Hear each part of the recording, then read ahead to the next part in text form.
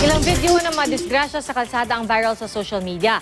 May sumemplang na rider at may van pang nagpagulong-gulong. Nakatutok si Dano Tingkungko.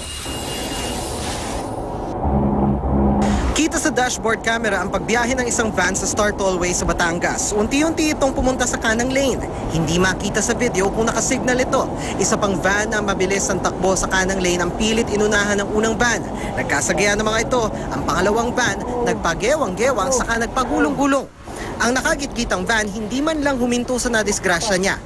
Kuha naman ito sa Bacoor, Cavite. Biglang kumabig pakana ng itim na SUV para makapag-overtake. Pero mukhang hindi niya napansin agad ang paparating na sasakyan kaya niya nabangga.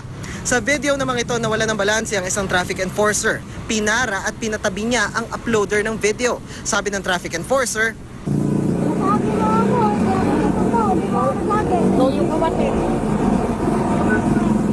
Hindi ko kayo nasagi. hanggang sa naglabas ito ng ticket. Pirma ka na lang dito. Hindi, bakit mo ako pipirmahin? Una-una. Kasunduan na natin. Hindi, bakit tayo magkakaroon ng kasunduan? Technically, wala akong kasalanan sa'yo. Bakit ako pipirma? Sige.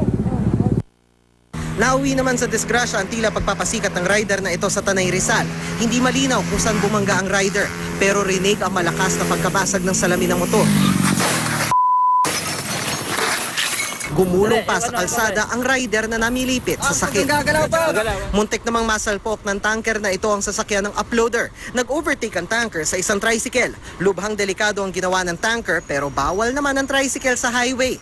Sabi nga nila wala naman talagang may gusto ng aksidente. Pero sa totoo lang, kaya naman ng kahit sinong umiwas sa disgrasya kung masinop sa pagmamaneho at iwas pasaway.